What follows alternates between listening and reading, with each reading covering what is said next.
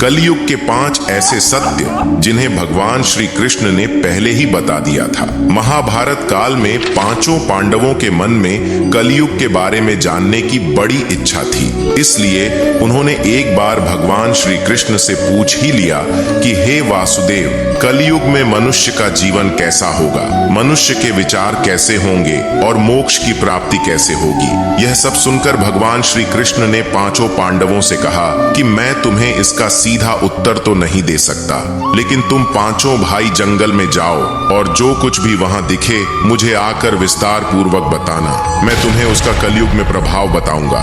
यह सब सुनकर 5 पांडव जंगल में गए और उन्होंने वहां जो देखा वह देखकर वे आश्चर्यचकित रह गए। फिर 5 पांडव श्री कृष्ण को बताया कि उन्होंने वहां क्या देखा। सबसे पहले युधिष्ठिर ने कहा कि हे वासुदेव, मैंने पहली बार 2 सूंड वाला हाथी देखा। ये मेरे लिए बहुत आश्चर्यजनक था। तब श्री कृष्ण कहते हैं कि कल युग में ऐसे लोग राज करेंगे जो दोनों ओर से शोषण करेंगे, कहेंगे कुछ और करेंगे कुछ और, मन में कुछ और होगा और कर्म कुछ और ही करेंगे। ऐसे ही लोगों का कलयुग में राज होगा। उसके बाद अर्जुन ने कहा कि हे वासुदेव, मैंने जो देखा वह तो इससे भी आश्चर्यजनक था। मैंने एक पक्षी देखा जिसके पंख पर वेद लिखे थे, लेकिन वह मांस खा रही थी। तब श्री कृष्ण बताते हैं कि कलयुग में ऐसे लोग रहेंगे जो बड़े ज्ञानी कहलाएंगे। वे ज्ञान की चर्चा तो करेंगे, लेकिन उनका आचरण राक्षसों जैसा होगा। कलयुग के मनुष्य धन और संपत्ति के लोभी होंगे, भले ही उनके पास कितना भी ज्ञान क्यों ना हो। उसके बाद भीम ने कहा कि एक गाय अपने बछड़े को इतना चाटती है कि बछड़ा लहू लोहान हो जाता है।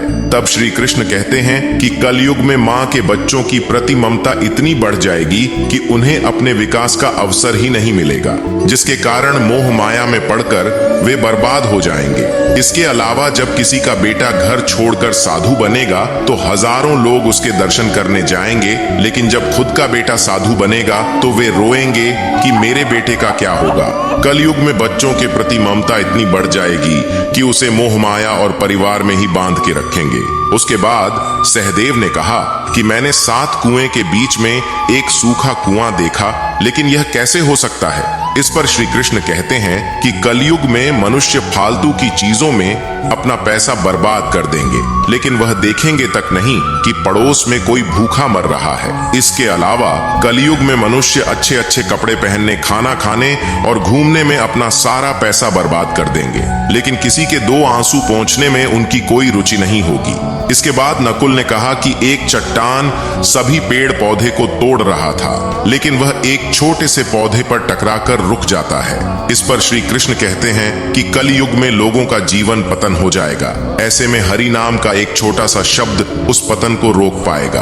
अर्थात कलयुग में भी जो मनुष्य धन के लोभ को छोड़कर हरि नाम का जाप करेगा उसे कोई कष्ट नहीं होगा और मृत्यु के बाद उसे मेरी चरणों में जगह मिलेगी। दोस्तों, इस वीडियो को शेयर करके कमेंट में जय श्री हरि अवश्य लिखें।